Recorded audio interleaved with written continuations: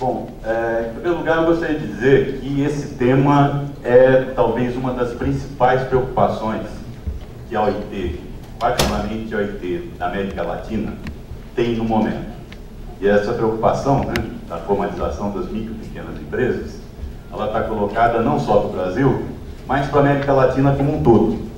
A partir de uma constatação que já foi feita há algum tempo, e que deu origem, inclusive, a um programa que o Escritório Regional da OIT, que tem sede em Lima, lançou em 2013, que é o Programa de Formalização da Informalidade. Tá? Esse programa, cuja marca é o FORLAC, né? Formalização da Informalidade na América Latina e Caribe. Ele partiu dessa constatação, em primeiro lugar, de que cerca de 130 milhões de trabalhadores da América Latina e do Caribe estavam na informalidade, né, por volta aí de 2010 e tal, quando foi feita essa pesquisa. Tá? Isso impacta bem, enfim, criou um impacto grande, né, em diversas áreas da OIT, porque se a gente for considerar que a preocupação da OIT, o foco da OIT é o trabalho, enquanto Organização Internacional do Trabalho, enquanto agência especializada das Nações Unidas para cuidar das questões relativas ao mundo do trabalho, saber que no continente você tem 130 milhões de trabalhadores na informalidade, que representam mais ou menos 47,7% do total do emprego urbano no continente. Daí está excluído o emprego rural, e por sua vez a gente sabe que também tem índices elevadíssimos de informalidade. Só que ele é mais difícil de constatar através de pesquisas. Considerando só emprego urbano, a taxa de informalidade no continente chegava praticamente a metade da população ocupada no continente. Sendo que é interessante a gente observar, né, que uma boa parte dessa informalidade está no próprio setor formal da economia. Né? Desses 47,7%, 11,7% estavam no próprio setor das empresas formalizadas. Né? É óbvio que o setor informal, propriamente dito, ou seja, as empresas informais, né, a iniciativa não registrada e tudo mais, era responsável pela maior parte desse percentual, cerca de 31%. E, além disso, nós tínhamos ainda um contingente de 5%, mais ou menos, ligado ao trabalho doméstico, que ajudava a compor esse percentual. Tem coisinha aqui, não? Um outro dado importante que foi levantado nessa pesquisa. Desse total de trabalhadores informais, cerca de 60% estavam empregados pelas micro e pequenas empresas. Tá? Quer dizer, a micro e pequena empresa, a despeito do papel que ela cumpre, sem dúvida nenhuma, fundamental em termos de desenvolvimento econômico, seja em nível regional, seja em nível nacional, ela ainda abriga a maior parte dos trabalhadores informais. Né? Ela ainda tem dificuldades de realmente formalizar o conjunto dos empregados da mão de obra assalariada que está associada a ela. Né? Isso colocou para a OIT, né, a necessidade de ter um trabalho dirigido especificamente para a formalização da micro e pequena empresa, né, como condição para reduzir esse contingente de trabalho informal que a gente tem no continente. Tá? E uma primeira coisa que foi feita foi fazer um estudo, né, sobre as políticas de formalização que existiam no continente. Primeiro sobre os resultados, né, dos esforços para formalizar a informalidade. E aí esse estudo acabou detectando 4 casos exemplares de formalização da informalidade no período que foi estudado. Os 4 casos são Brasil, Chile, Colômbia e Costa Rica. Esses são os casos virtuosos, vamos dizer, no processo de formalização das micro e pequenas empresas que a gente assistiu, sobretudo na última década, né? na primeira década do século XXI. Né? Esse estudo abrangeu basicamente o período aí 92 2012, né? Mais 96 2012, né? E se a gente for simplesmente olhar a curva da formalização do trabalho no Brasil nesse período, sem dúvida nenhuma, a gente tem que concordar com os autores desse estudo de que é um caso virtuoso, né? Nós saímos de um total de 66% de trabalhadores formalizados em 1992, chegamos ao fundo do poço em 2002, quando cerca de 61% só dos trabalhadores estavam formalizados, trabalho urbano ainda, hein? Lembrando que nós estamos referindo ao trabalho urbano, tá? Fora o trabalho rural ainda. E desse fundo do poço, de 2002 a 2012, em 10 anos, a gente chegou a 71%, 71,3% de trabalhadores formalizados no setor urbano. Quer dizer, foi um salto realmente gigantesco que a gente assistiu, de certa forma, no processo de formalização do trabalho nesses anos. Se a gente for tentar identificar que tipo de empresa contribuiu mais para essa formalização, nós vamos chegar a esse gráfico aqui. Sendo que daqui nós temos 3 conjuntos de coluna, né? A coluninha amarela se refere ao ano de 1996. A coluninha azul clara ao ano de 2006 e a coluninha azul escura ao ano de 2012. E aqui nós temos 2 grupos diferentes de empresas. Nesse primeiro grupo, nós temos as empresas até 10 empregados, as empresas com porte de até 10 empregados. No segundo grupo, nós temos as empresas com mais de 10 mil empregados. E aquele último grupo lá se refere ao total das empresas existentes no país. No caso, esse gráfico se refere especificamente aos dados do Brasil, né? E aqui a gente vai verificar, né, que entre 96, pegando o grupo das pequenas empresas, das empresas até 10 empregados, tá? Entre 96 e 2006, foi muito pequena a mudança na taxa de formalização do trabalho nesse grupo de empresas, né? Quer dizer, praticamente 1% ao longo de uma década inteira, né? Agora, se a gente pega de 2006 a 2012, portanto, no intervalo de 6 anos, nós tivemos um salto na taxa de formalização do trabalho, de 44,2 para 53,1, tá? O que significa quase que 10 pontos percentuais em 6 anos, né? Quer dizer, isso mostra que, sem dúvida nenhuma, a pequena empresa deu uma contribuição inestimável para o processo de formalização do trabalho no país nesse período, né? Olhando o grupo das empresas com mais de 10 empregados, a gente vai ver que houve um crescimento na informalidade também, embora tenha havido uma pequena queda entre 96 e 2006, de 2006 para 2012, houve um aumento de 4 pontos percentuais na taxa de formalização do trabalho. Não é absolutamente desprezível. Mas não se compara com o salto que foi dado do dobro de pontos percentuais, que foi a contribuição dada pelas empresas com menos de 10 empregados. 10 empregados. Isso explica, inclusive, o impacto que teve no total da taxa de formalização das empresas, quando a gente pega o total dos estabelecimentos, né?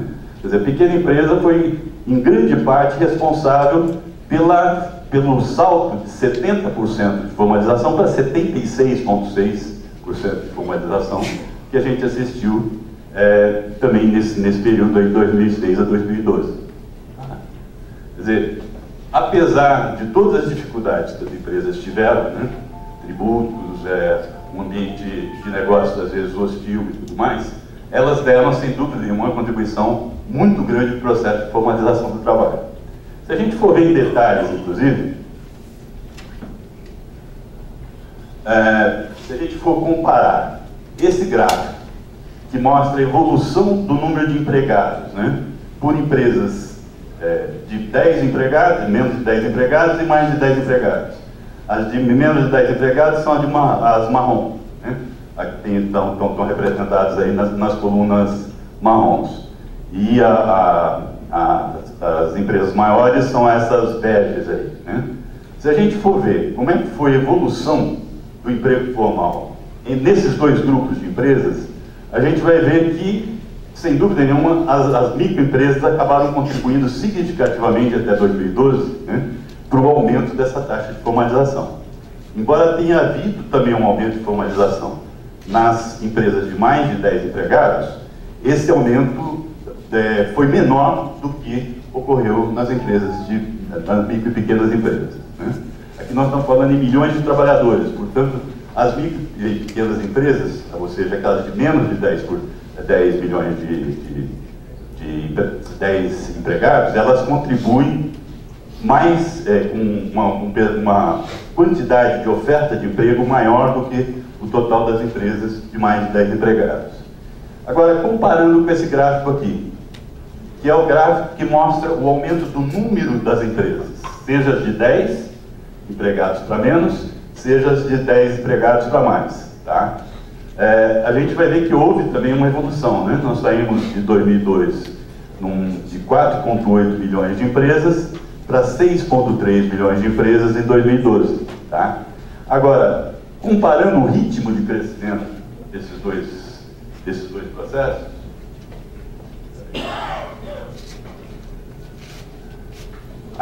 é visível pelo próprio gráfico que o ritmo de crescimento do emprego foi maior do que o crescimento do número de empresas. O que nos leva a supor que realmente o que houve nesse período foi um processo de formalização dos empregados que já estavam trabalhando para as pequenas empresas, né? Nos leva a supor, já que não houve um aumento significativo do número dessas empresas. Entendeu?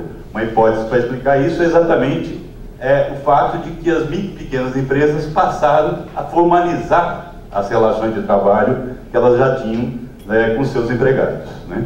O que explicou em grande medida o crescimento do emprego nesse país também, né? Das taxas de emprego, das taxas de ocupação nesse país, né? Quer dizer, sem dúvida nenhuma foram gerados empregos novos nesse período. Mas a evolução da taxa de ocupação do nosso mercado de trabalho não se deve apenas à criação de novas ocupações, de novos postos de trabalho, e sim, muito, em grande medida, a formalização de empregos que já existiam. O que não deixa de ser um demérito absolutamente, porque você tirou um trabalhador da informalidade, que não estava coberto por nenhum tipo de proteção social, que não tinha seus direitos assegurados por lei e tudo mais, e colocou ele numa situação de trabalho onde ele pode exercer os seus direitos, os direitos que são garantidos a ele, onde ele tem acesso aos diversos mecanismos de proteção social, né? Sem dúvida nenhuma, isso representa uma enorme evolução. Isso se refletiu, inclusive, no aumento da renda média do trabalho assalariado, né? E, para isso, a contribuição das pequenas empresas, portanto, foi fundamental, né? Se a gente, sem dúvida nenhuma, esse foi um fator importante que explica isso. Se a gente for também olhar...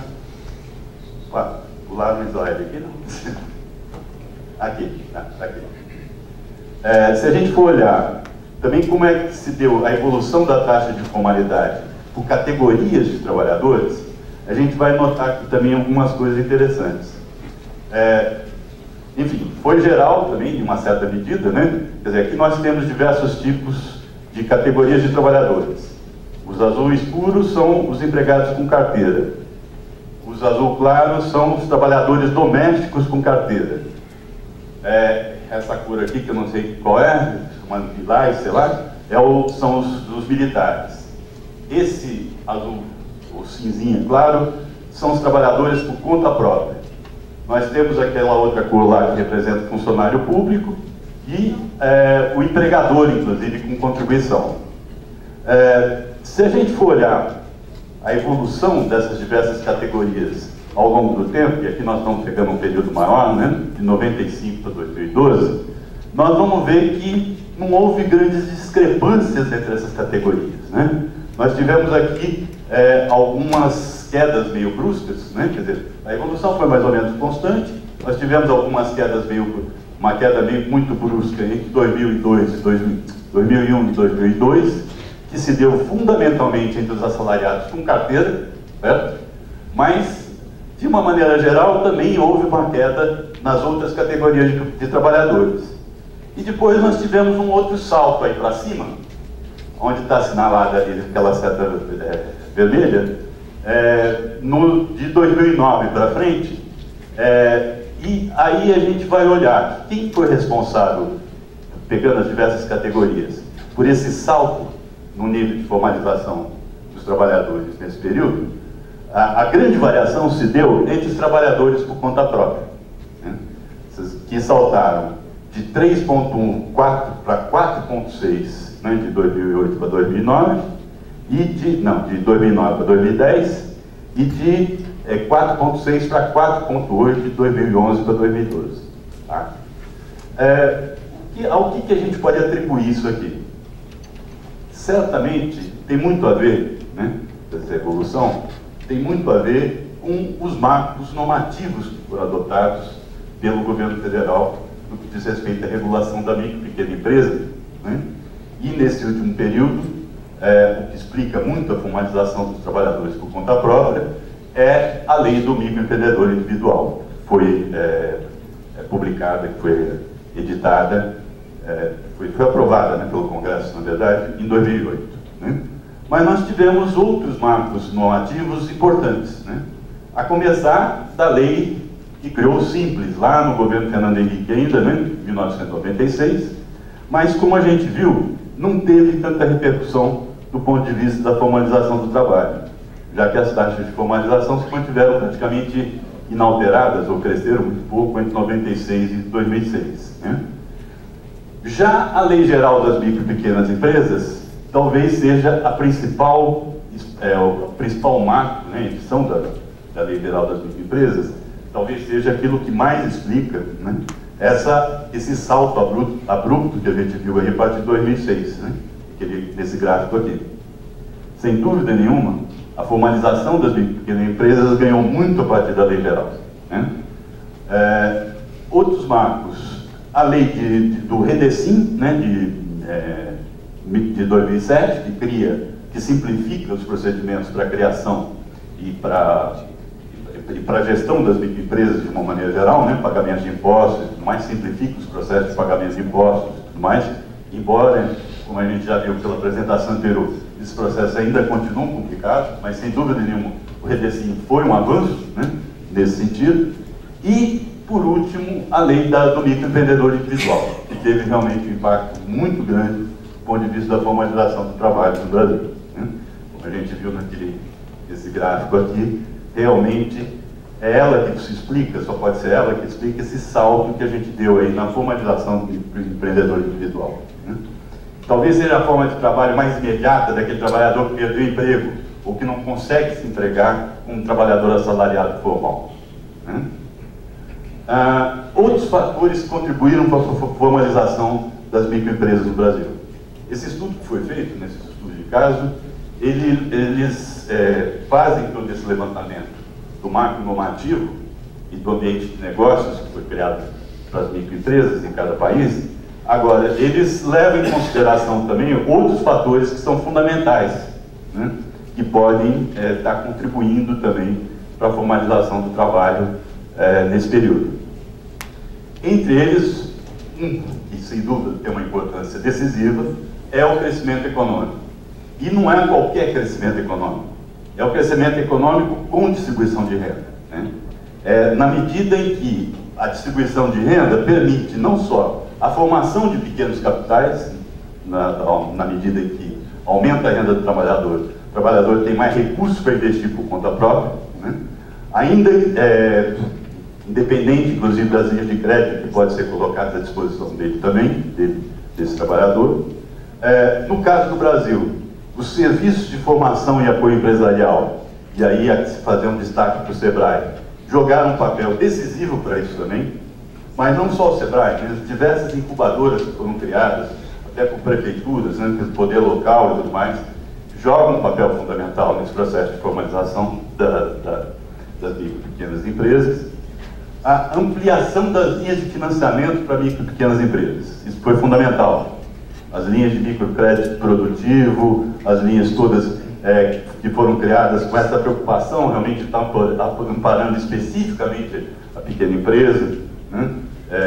Tanto pela Caixa, como pelo Banco do Brasil, O próprio BNDES vem começando a atuar nessa área, ainda falta bastante para dirigir realmente guias de financiamento específicas para as microempresas, mas está começando a atuar nessa área. Enfim, isso jogou um papel também fundamental nesse processo de formalização, né? No sentido de tornar vantajosa a formalização, né? Um outro fator importante também foi levantado nesse estudo: a promoção da economia social e solidária, né? A economia social e solidária, através da criação de cooperativas, né, de empreendimentos coletivos, muitas vezes substitui ou compensa a ausência de capital individual acumulado por parte do trabalhador para montar seu próprio negócio, né? Através da cotização, ele tem condições de somar, né, pequenos recursos, né, de diversos trabalhadores e empreender de forma coletiva, né? E, é óbvio, distribuir os resultados também de forma coletiva. E, por último, a priorização das microempresas nas compras públicas. Isso é uma questão extremamente complicada do ponto de vista jurídico. Até hoje, o governo federal enfrenta recursos, né, em relação à 8666, porque, enfim, procura dirigir, né, tem alguns decretos que priorizam realmente a microempresa nas compras públicas. Agora, o fato é que, de 2006 para cá, as compras públicas das microempresas por parte do governo cresceu significativamente. Só a gente olhar esse gráfico aí, a linha amarela representa as compras das pequenas empresas e a linha azul das empresas em geral. A gente vai ver que a partir de 2006 houve efetivamente esse salto aí. Todos esses estudos que foram feitos aí nesse período recente na América Latina, eles serviram para embasar uma discussão que houve na Conferência Internacional do Trabalho, que a OIT promove anualmente, né, reunindo governos, trabalhadores e empregadores, que são os constituintes da OIT. Essa conferência é realizada anualmente em Genebra. Nesse ano, o tema da formalização da informalidade foi o tema central da conferência, né? E a conferência acabou aprovando dois documentos bastante importantes. Esses documentos são aprovados por consenso, e é interessante destacar, é um consenso não só entre governos, é um consenso que é construído com trabalhadores e com empregadores, com representações de trabalhadores e empregadores do mundo todo. Portanto, ele tem um peso forte, né, em termos de legitimidade e de influência nas legislações nacionais e tudo mais. Esses documentos são, respectivamente, a Recomendação 204, recebeu o número 204, sobre a transição da economia informal para a economia formal, e a Resolução relativa a pequenas e médias empresas e a criação de emprego decente e produtivo. Emprego decente, ou trabalho decente, é o conceito que a OIT usa para designar um trabalho que seja adequadamente remunerado, que seja exercido em condições de liberdade, igualdade e segurança, que assegure uma vida digna para o trabalhador. Esse é o conceito de trabalho decente. E a ideia dessa resolução foi: a recomendação, normalmente, ela não tem poder coercitivo sobre os Estados-membros da OIT, mas ela serve de orientação para a elaboração das políticas nacionais por parte de cada Estado-membro, né? Os Estados-membros da OIT atualmente são 187, só para vocês terem uma ideia. Tem mais do que a própria Organização das Nações Unidas. E a resolução relativa às micro e pequenas empresas é uma resolução da conferência, dos representantes eleitos lá, que resolvem, quer dizer, independe de um debate prévio e tudo mais. É uma resolução que é aprovada no ato da conferência. Eu destaquei aqui um artigo de cada uma dessas recomendações, só para ter uma ideia do que elas implicam, né? E em que medida, vocês vão também identificar, em que medida que elas refletem também a própria experiência brasileira. Ao serem adotadas essas resoluções, certamente se estava levando em conta as lições que foram aprendidas no caso brasileiro. Tá? Com relação à recomendação 204 do OIT, sobre a transição da economia informal para a economia formal, tem esse artigo 25 que diz: com respeito à transição das pequenas empresas econômicas, está em espanhol porque são as 3 línguas oficiais da OIT. O português não é a língua oficial, é só espanhol, português, inglês e francês. Mas dá para traduzir aí e entender facilmente, né?